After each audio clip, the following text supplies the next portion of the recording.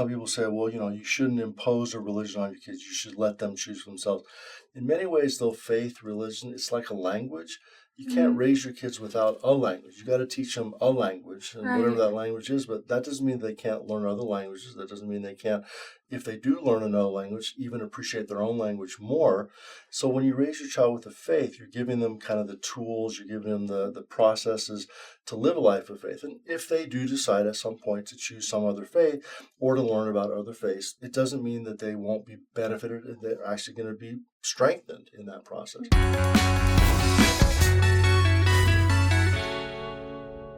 Hello, everybody. Welcome back to Saints Unscripted. I am Alex. I'm Sabrina. And this is our good friend Dave here with us today. Hey, Dave. Welcome back. Yes. Nice to be with you again. He's been on with us before. He has an amazing conversion story. And if you haven't watched it, we will put the link down below so that you can go watch that real quick. But today... It's not that quick.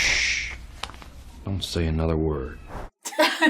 Well, you can go watch that, yeah. But yeah, today we're actually going to be talking about... it looks like just some families and interfaith stuff. And I mean, I feel like there's a lot of stuff we're going to be covering that I'm actually really excited to talk about. But first, I know that you said that you actually have some of your own YouTube channel and some projects that you're working on right now. Do you want to tell us about those things? Sure.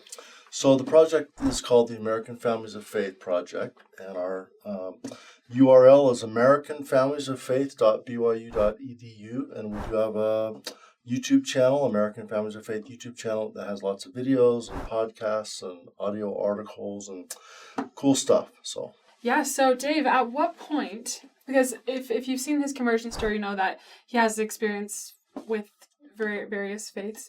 But at what point did you feel like this is something that you kind of wanted to pursue in like a research level and really get to know all of these other faiths a whole lot more? Yeah, great question. So I grew up an Episcopalian, hung out with mostly Catholic folks.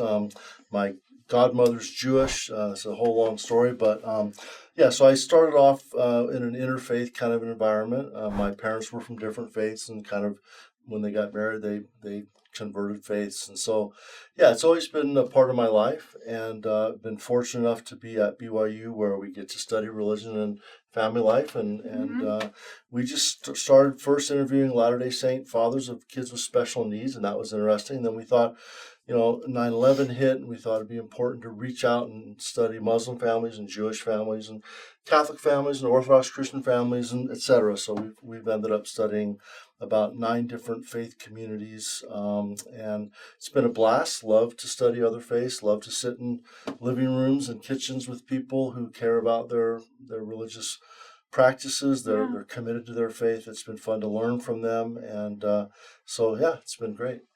That's so awesome. And I know we're talking about just interfaith and with family and all that. I know that you have brought your own children, introduced them to some different religions as well. Yeah. So I was wondering just about what that's like for you and your children, and just what is your stance on inducing children during their formative years to like different faiths and that kind of thing. Yeah, so I did a sabbatical in New England. My whole family went and lived in a big old farmhouse built in the 1800s, and I got to interview folks from many faiths and attend many services and interview many religious leaders from different faith backgrounds. So I thought it'd be fun to bring my kids along as often as possible so they could have an experience and learn about how other people worship God. And so I brought my kids to many services, and they've enjoyed that. And it's been fun to see them as they've grown. They're now adults, and they're interested in other faiths and have respectful feelings toward other faiths. They've heard their dad talk about our friends of other faiths is the phrase that I use a lot. And in fact, I used to talk a lot about, our Catholic friends believe this, or our Jewish friends practice that, or our Muslim friends. And one of my kids at one point said, Dad, I used to think that we had all these friends that I've not met before because you keep talking about our Jewish friends or our Catholic friends. And then I realized, you're talking about just the whole faith community, not just some specific family, but all the folks from that faith. And so that's how I view it. And we've just really enjoyed. I'm thinking of one experience where I took my our oldest 4 kids are girls. We took them to a Hasidic Passover service, and it took about 5 hours, and it was really fun to do a Passover with them. I've taken my kids to services of many faiths, and they have loved it. And they, for example, really enjoy what they call the rock and roll churches, where they have evangelical Christian churches where there's a keyboard and some drums and some guitar and lots of lively, enthusiastic worship, and they enjoy those services.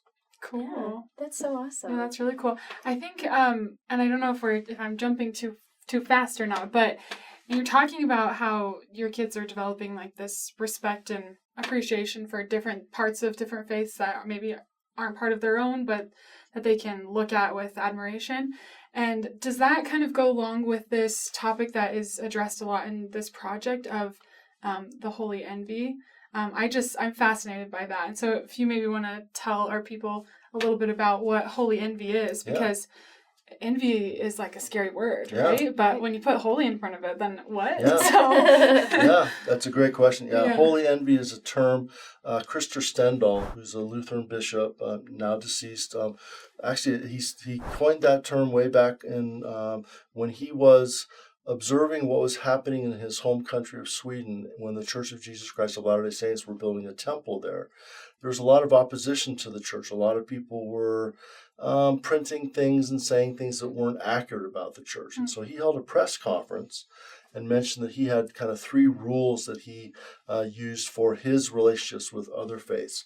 One is he tries to talk to people who are members of a faith rather than people who are opponents of that faith to learn about a faith. Second, he always tries to make sure not to compare the positive things of his faith with maybe less positive things of other faiths, but compare positives with positives. And the third thing he says, he tries to reserve a little bit of room for what he called holy envy. The idea that you might find something in another faith that is so cool, so meaningful, so powerful, that you might really admire that so much that you kind of wish that your faith might have a little more.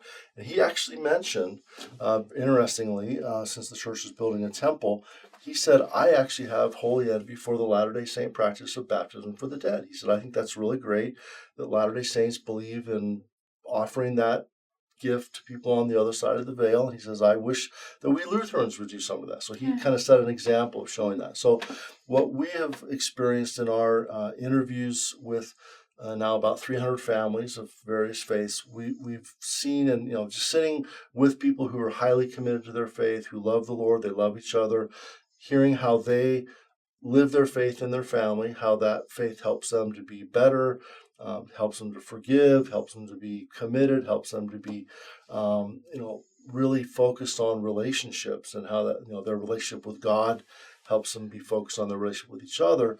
That has led, and I should have mentioned earlier, my dear friend and colleague Loren Marks, he and I are the co-directors of the American Families of Faith Project. As Loren and I have worked with now hundreds of students in carefully analyzing those interviews and publishing about 170 scholarly articles so far.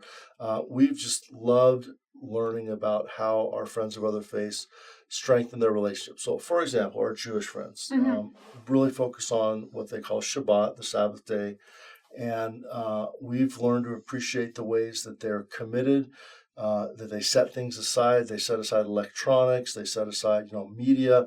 They just devote their time for the whole Sabbath day, which in their case is Friday evening till Saturday evening, focused on God and on each other. And so they have wonderful interactions with each other. I've had a chance to be with many Jewish families on Shabbat, and it's a beautiful, powerful thing. And I want to do more of that in my family. So, yeah. That's a really good example. I was going to ask what are some of the holy envies you can think of, but that one is really good. Yeah.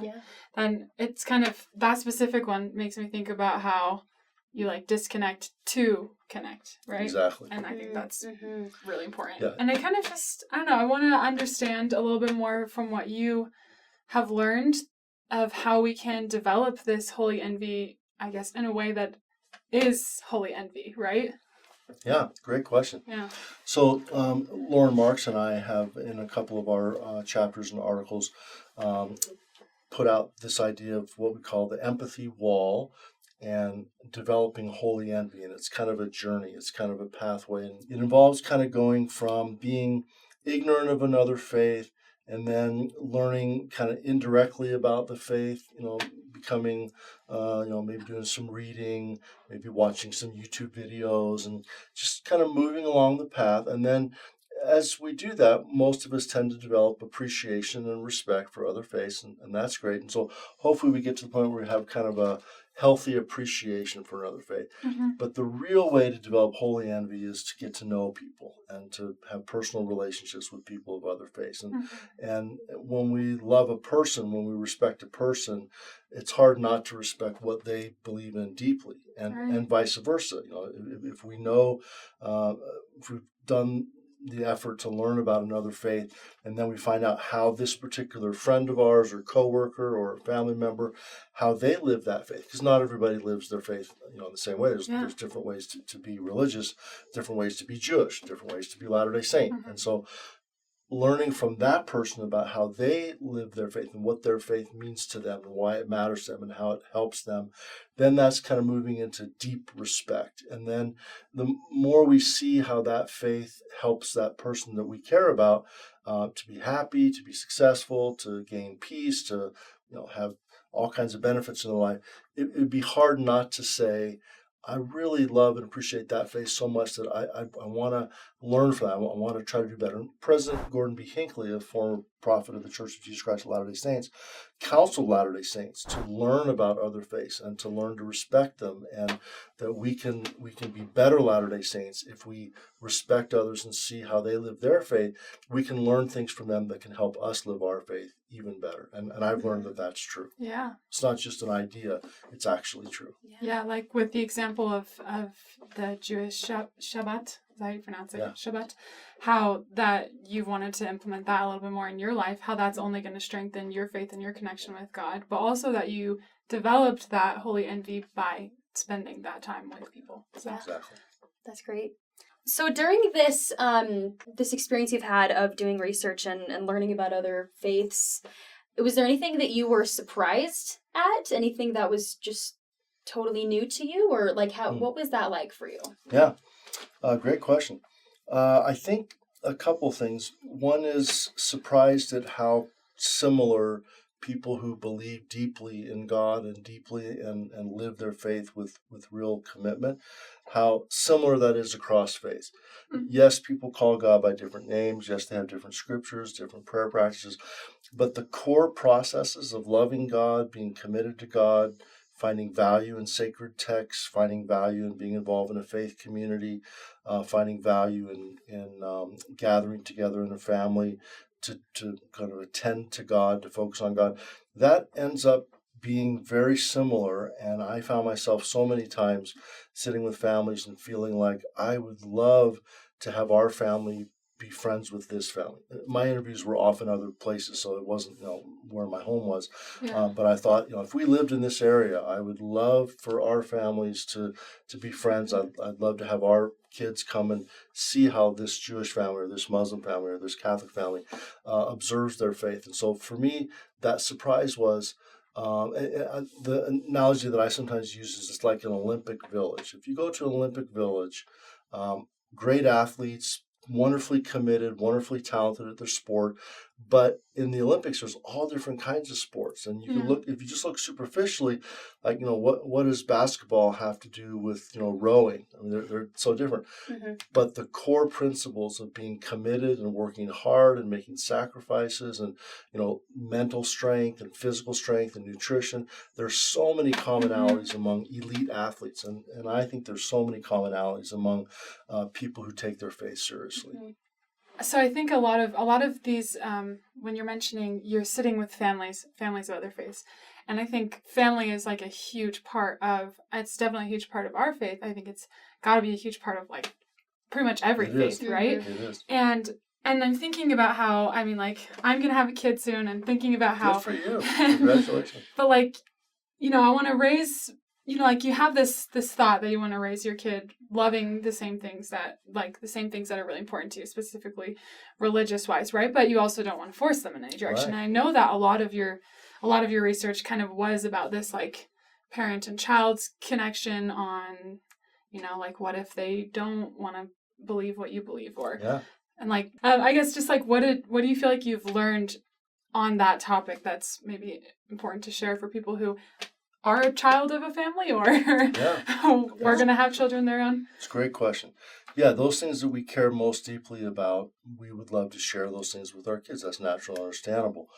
Some people say, well, you shouldn't impose a religion on your kids. You should let them choose for themselves. In many ways, though, faith, religion, it's like a language. You can't raise your kids without a language. You got to teach them a language, and whatever that language is. But that doesn't mean they can't learn other languages. That doesn't mean they can't, if they do learn another language, even appreciate their own language more. So when you raise your child with a faith, you're giving them kind of the tools, you're giving them the processes to live a life of faith. And if they do decide at some point to choose some other faith or to learn about other faiths, it doesn't mean that they won't be benefited. They're actually going to be strengthened in that process. We also learned that parents have to be very careful, honor agency, not coerce, not force, because that tends to have the opposite effect. When parents are too pushy in their faith, it tends to push their kids away from their Definitely faith. Seen that. That's very understandable. And so offering one's faith in love, in kindness, in humility, in patience, honoring a child's agency, one of the areas of research that we've done is religious exploration among youth. It turns out that almost all youth study and explore and are curious about other faiths at some point in their life. And so if parents insist that kids never look at anything other than their own faith, they just actively discourage them, that actually often has the opposite effect. But helping children to explore in a context of faith, and in my case, I love the benefits and the positive things of other faiths. I teach my kids about them. They would tell you that I love and respect other faiths, and I speak positively of other faiths. I also, however, love my own faith, and I'm deeply committed to my own faith. And in my case, I'm a Latter-day Saint. We believe that the church is a restored church that has truth that have been restored throughout time, throughout cultures, that we are blessed to have all truth, and we love all truth. And so for me, learning about other faiths is only learning about more truth and strengthening my ability to live the truth that I have. So I see it only as a positive thing. Wow. Yeah. I love that. So I'm going to kind of change gears slightly here because instead of asking a question, I have an experience that I wanted to share. Wonderful. As I was preparing for this episode, I had just remembered this experience back when I was, I can't even remember how old I was, but I just remember it was Christmas time and my parents took me and my siblings to, I want to say it was a Catholic service. I don't know. It wasn't Midnight Mass? You said around Christmas time? It was around Christmas time, yeah. It was like a musical service. Oh, okay. It wasn't like a church service. It was like some sort of musical to go and worship. Anyway, I wish I remembered more about it, but I just remember my parents, they were like, yeah, it's Christmas time and we're not the only ones who believe in Christ, and so they were like, we want to go have this experience. So they took us to whatever religion it was. I wish I remembered, but and we just sat there and we listened. It was a couple hours of just listening to them sing about the Savior, and we just listened to scriptures and songs, and we sang together, and it was just this awesome experience because I had never experienced anything like that. I'm born and raised in the church, and I just changing gears a little bit within our family, just going to a different religion. It was, I think for me that was formative because I learned that, I think growing up, I always thought, when I was a little kid, I always thought the only way you can feel the Spirit is if you get the gift of the Holy Ghost. I just, as a kid, I just assumed that I can only feel the Spirit if I'm in, this religion. But for that experience for me was no, you can feel the Spirit in so many different ways and in so many different settings. And I just thought that was just such a beautiful experience. So I was really excited to talk about this stuff today. So. Well, Alice, your experience reminds me of an experience that I had with a Jewish congregation, a Hasidic Jewish congregation. So in Jewish congregations, they do what's called the priestly blessing, where descendants of Aaron, their last name is usually Cohen or Cohn, which means priest in Hebrew, they will raise their hands out over the congregation and recite the priestly blessing from Deuteronomy. May the Lord bless you and keep you. May the Lord shine his face upon you. May the Lord bring you peace is basically what it is. And so I was in a service, and that priestly blessing was done. The 5 or 6 men stood before the congregation. They had their prayer shawls. They actually do their hands like this. So it's like, Oh yeah. Spock, Yep. Vulcan hand salute. Yeah. That's how they do their hands, and they hold it out over the congregation. And they said the priestly blessing in Hebrew. And I didn't know this was going to happen, and I didn't know what they were saying. But I felt blessed in the way that I have felt blessed when apostles of the Church of Jesus Christ of Latter-day Saints, often in gatherings or priesthood meetings or whatever, will say, I'd like to give you an apostolic blessing, and then they'll bless the congregation. And I have felt blessed. I felt blessed in the same way at that time. And I realized God can work through many ways in blessing his children. And so that's, and by the way, Leonard Nimoy was raised Jewish, not Orthodox, but his grandfather was Orthodox, and his father would bring him to go to Orthodox services. And when they did the priesthood blessing, you're actually not supposed to look, you're supposed to close your eyes, but he looked, and that's where he came up with the, live long and prosper, which is kind of a short version of the priestly blessing. Wow. So So it really is a Interesting. Spock hand. it- Wow. It really is. You just blew my mind. Do you have a challenge for them? Just with this I like that. topic? We've never given a challenge to the audience. I don't. No. I have one. Okay. Learn about a religion you don't know about Great from challenge. someone who is in that religion. Great challenge. That's awesome. And thank you. I mean, I feel like I've got a lot to think about, a lot more I want to do and learn, and so Thank you so much. Thank Yes. you very much. have a wonderful day. See you next time.